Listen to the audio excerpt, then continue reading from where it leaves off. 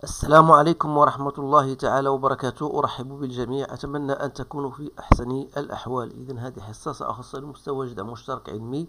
بطبيعة الحال هناك اقتراح بالنسبة واحد الفرض ديال الفيزياء خاص بلا غرافيتاسيون يونيفرسال وكذلك بليزاكسيون ميكانيك. إذن على بركة الله الموضوع الآن ترونه أمامكم.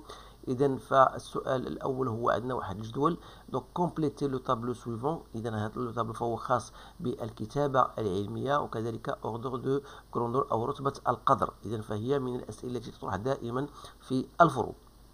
فيما يخص Grand 2, donc vous avez deux corps ponctuels A et B de masse respective MA et MB, distants d'une distance D, et on vous donne la constante de gravitation.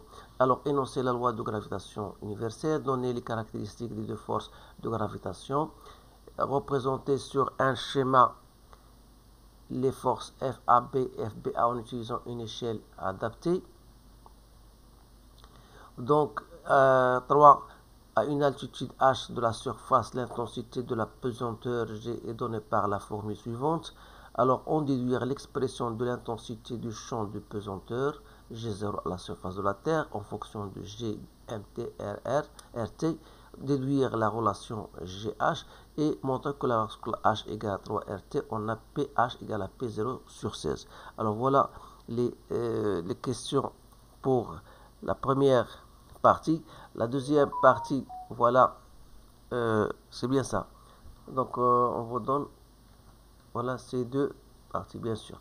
Donc, voilà, je vais passer à la réponse de ces différentes questions en passant par le premier exercice. Alors, le premier exercice, comme je vous ai dit, il concerne l'écriture scientifique. Alors, donc, il faut donner la valeur en mètres. يعني بحال دابا 5.7 en mètres. Je vais prendre un stylo noir. Donc 5.7 donc هي 5.7 ولكن en mètres غتولي 10 à la puissance 3. 95 giga, donc vous savez le giga c'est 10 à la puissance 9 mètres. 55 cm c'est 55, si vous voulez, 10 à la puissance moins 2 pour la convertir en mètres. 3,75 nanomètres, donc il faut 10 moins 9 mètres. Alors, une fois j'ai converti les valeurs en mètres, alors je vais passer maintenant à l'écriture scientifique. L'écriture scientifique, ça, je vais vous faire un rappel. Donc, l'écriture scientifique, ça désigne quoi? Donc, lorsque vous avez une valeur x à rendre en écriture scientifique, il faut la mettre sous la forme A, 10 à la puissance n, avec A, il est compris entre 1 et inférieur strictement à 10. Alors, pour nous, donc si vous voulez transformer ces valeurs-là, بالنسبة عندنا 5.7 donc 5.7 فهي توجد بين 1 و 10 donc je vais la laisser. Donc 5.7 10 à la puissance 3. Alors l'ordre de grandeur, إذا تيقول لك si vous avez A inférieur ou égal à 5, l'ordre de grandeur ça restera toujours 10 à la puissance n. Si ça dépasse 5, donc l'ordre de grandeur sera 10 à la puissance n plus 1. Alors بالنسبة ل 5.7 فهي أكبر من 5، إذا l'ordre de grandeur غادي يكون هو 10 ولكن نديرو هنا 3 plus 1، donc 3 plus 1 ça fait 10 à la puissance 4. Donc بالنسبة لهذه normalement je dois faire c'est quoi? C'est 9,5 10 à la puissance 8. Donc si je vais 9,5 donc c'est 95 donc c'est 9,5 10 à la puissance 10 pardon. Donc 9,5 10 à la puissance 10, donc je vais le mettre ici, c'est 9,5 10 à la puissance 10. Alors ça dépasse 5, donc l'ordre de grandeur c'est 10 à la puissance 11. بالنسبة لهذه je peux la mettre 5,5 donc 10 à la puissance 1 fois 10 à la puissance moins 1, donc ça donnera 10 à la puissance moins 1. Donc toujours il dépasse 1, donc ce sera 10 à la puissance moins 1 plus 1, c'est 10 à la puissance 0. 3,75 donc l'écriture ça restera toujours la même. Donc voilà. بما أنها أصغر من 5 donc l'ordre de grandeur هو 10 moins 9. إذا أتمنى أن يكون الطالب فهمه الأمور هذه مزيان، لأن تطرح دائما في الامتحان أو في الفروض عفوا. إذا لابد من أخذها بعين الاعتبار. إذا نمر الآن لبقية الأسئلة اللي هي كالتالي. إذا أولا قال لك soit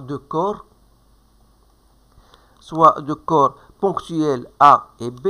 Donc voilà, vous avez deux corps, je répète, voilà, deux corps A de masse MA, et vous avez un autre corps MB de masse MB, donc voilà, B de masse respective MB, tel que MA égale à 20 kg et MB est égal à 10 kg.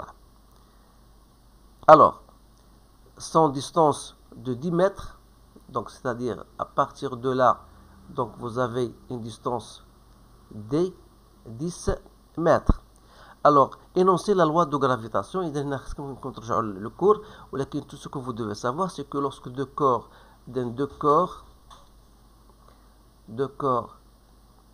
A et B de masse respective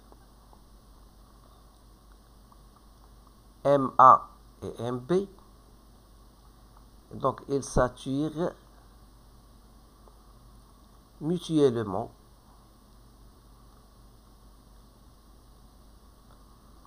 et chacun exerce sur l'autre une force d'attraction donnée par la formule suivante F. Donc A sur B sera aussi F B sur A est égal à G MA fois MB sur la distance qui les sépare. Donc voilà, l'énoncé, vous pouvez le revoir dans votre cours. Peut-être il est écrit autrement. المهم هو خصكم عارف كيفاش توضع داك الهدف هو نفس الهدف. Alors السؤال الثاني, donner les caractéristiques des deux forces. Donc بالنسبة les caractéristiques, vous remarquez que chaque force, donc je vais passer maintenant aux caractéristiques. Donc soit vous faites ça dans un tableau. شنو هما les caractéristiques؟ يعني vous avez force FAB et vous avez force FBA. Donc les caractéristiques هما أولا point d'application. Donc je vais l'écrire point d'application. كاين direction, كاين le sens ou كاين l'intensité. Voilà. إذا بالنسبة للpoint d'application, la force exercée par A, رجعنا للرسم اللي درنا دابا. إذا بالنسبة FAB بأن هذا لو كور هذا دو ماس MB de masse, pardon, voilà, le corps de masse MA, il exerce sur B une force que je vais appeler la force FAB. Donc la direction, le point d'application de cette force, ça sera donc le point B. Donc je vais l'écrire ici. Donc point d'application, c'est le point B. La direction, c'est toujours la droite passant par A et B. Le sens B vers A. Et l'intensité, je vais noter FAB que je vais calculer après. Donc, A, toujours la droite AB, de A vers B et FBA. Donc, FAB est égal à FBA. On a dit égal à G, MA, MB sur la distance qui les sépare, soit donc 6,77, 10 à la puissance moins 11, fois la force MA, c'est 20, fois 10, que je divise par la distance qui les sépare. C'était une distance de combien? donc de 10 mètres, donc 10 au carré, donc c'est 100. Et vous allez faire votre calcul pour trouver le résultat en newton. Voilà. Donc maintenant, je vais passer à la question 3. Donc la question 3. Donc qu'est-ce qu'il vous dit? Voilà. Donc essayez de faire votre calcul. Donc représentez sur un schéma. Alors bien sûr un schéma. Donc c'est-à-dire vous allez mettre, voilà, le corps A. Voilà le corps B. Donc ici, distance de 10 mètres. Donc, essayez de faire bien sûr une échelle. Donc, vous allez donner 2 mètres. Par exemple, c'est un échelle que je vous le donne. 5 cm. Donc, si vous voulez, 10 cm, pardon. Donc 2 mètres, ça vaut 10 cm. Alors, je vais mettre un schéma plus. Donc, vous avez 10 mètres, donc je vais mettre 5. Bien, plutôt, je vais donner une échelle plus petite que celle-là. Donc, c'est-à-dire parce qu'on a 10 mètres. Donc, je vais noter 10 mètres, ça vaut pour moi 5 cm. Donc, voilà l'échelle que je vous la donne. Donc, c'est-à-dire 1 cm, ça vaut 2 mètres. Donc, je vais ici donc mettre les deux corps. Et la force, après le calcul bien sûr de la force, c'est-à-dire je n'ai pas fait le calcul, donc c'est pour cette raison que je vous laisse le soin de prendre l'échelle qui vous sera adaptée. Alors, je vous donne tout simplement comment on essaie de représenter les forces. Alors, bien sûr, ça, vous avez une force F AB qui, dans l'application, le point d'application, c'est celle-ci. Donc voilà, point d'application, il y a B. Donc voilà, F A sur B. Alors ici, vous avez une autre force qui c'est identique, égale. Donc c'est la force B sur A.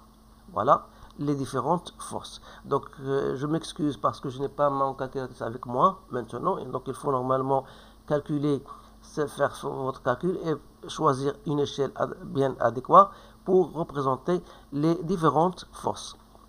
Voilà. Maintenant je passe à grand 3. Donc grand 3. Voilà. Ça a une altitude H de la surface de la Terre. L'intensité G est donnée par la formule suivante. Alors ici, normalement, on vous donne GH est égal à Gm de T sur R de T plus H. Normalement, si jamais on vous demande de la montrer, il faut la montrer parce que j'ai déjà lancé une vidéo pour laquelle on vous demande de montrer cette expression. إذا ما عليناش. إذا السؤال الأول هو on déduire l'expression de l'intensité de pesanteur G0. Alors bien sûr G0, donc G0 ça concerne H égale à 0. Donc on aura G0 égale à Gm de T sur R de T au carré. Voilà G0. En fonction de GMT RT. Deuxième question, c'était déduire la relation GH égale. Alors, vous savez que à partir de cette dernière relation, on peut tirer Gm de T égale à quoi? Est égal à G0 R de T au carré. Alors, en remplaçant dans l'expression de GH, on a qui est égal à GMT sur R de T plus H au carré. Donc, je vais remplacer GMT, c'est G0 R de T au carré sur R de T plus H au carré. Ou bien, je peux l'écrire G0 fois R de T sur R de T plus H, le tout au carré. Donc, voilà pour cette expression-là. Et then, question 3. Alors, lorsque H égale à 3 R de T. Alors, ça veut dire quoi? Ça veut dire que, normalement, GH, dans ce cas, ça sera quoi? est égal à G0 R de t au carré. Sur RT plus 3RT, c'est 4RT au carré. Donc ça sera G0 R de t au carré sur 16 RT au carré. En simplifiant, donc G0 sur 16. Alors pour pH, c'est quoi? C'est MGH. MGH, c'est-à-dire MG0 sur 16. Vous savez que MG0 n'est autre que P0, donc sur 16. Donc voilà, en fin de compte, on a trouvé une relation entre pH et P0. Donc voilà l'exercice. Normalement, on a donc fait cet exercice. Donc je pense qu'il y a d'autres exercices concernant les actions mécaniques. Donc je vais vous le donner après, bien sûr, ou bien j'ai déjà lancé un certain nombre d'exercices concernant les actions mécaniques. Donc voilà pour ce sujet-là. J'espère que cela pourra vous être utile le jour de votre contrôle. إذا بالنسبة للتمرين الثاني فهو يتعلق بلي actions mécaniques أو التأثيرات الميكانيكية. Donc vous avez une boule de pétanque de masse 350 grammes est accrochée à un point P, à un fil vertical fixe à un point A. Vous avez un support, un fil et une boule P. Donc on donne G égale à 10 newtons par kilogramme. Alors faire le bilan des forces exercées sur la boule P, compléter le tableau suivant. Alors c'est un exercice très simple, donc il suffit de faire ce que vous avez appliqué, ce que vous avez vu dans votre cours. Donc je vous laisse le soin de stopper la vidéo pour le lire et compléter ou bien répondre aux différentes questions. Alors pour la première question, c'était de faire le bilan des forces appliquées bien sûr sur la boule B. Donc qu'est-ce qu'on va dire tout simplement? On va dire que la boule, voilà la question 1, donc la boule et elle est soumise, la boule P est soumise aux forces suivantes. Il y a son poids, noté par la force P. Il y a l'action, ou bien la tension du fil, que je peux noter T. Alors, première question, c'est très facile. Donc, compléter le tableau. Alors, le tableau, donc voilà, je vais le compléter. Première des choses, c'est la force. On a dit, il y a le poids, il y a la tension. Donc, le poids, le point d'application du P, c'est le centre de la boule que je vais noter G. Alors, ligne d'action, c'est la droite qui passe par les points A et B si vous voulez. Le sens, c'est toujours vers le bas. Donc je peux noter du G vers le bas. Et la valeur, c'est P, qui est égal à mg. Donc M, c'est 0,350 que je dois multiplier par G. Donc ça me donne 3,5 newtons. Alors pour T, la tension, c'est une force locale. Donc elle est appliquée au point B. Donc toujours le sens, la droite, c'est toujours à B. Et le sens, cette fois-ci, de B vers A. Et la tension, bien sûr, la boule est en équilibre, T égale à P, donc est égal à 3,5 نيوتن. Donc voilà بالنسبة لهذا الدوفوار سيرفيي. أتمنى أن يكون هذا الجواب مقنعا لدى الجميع. شكرا على انتباهكم. أتمنى لكم حظا سعيدا والسلام عليكم ورحمة الله تعالى وبركاته.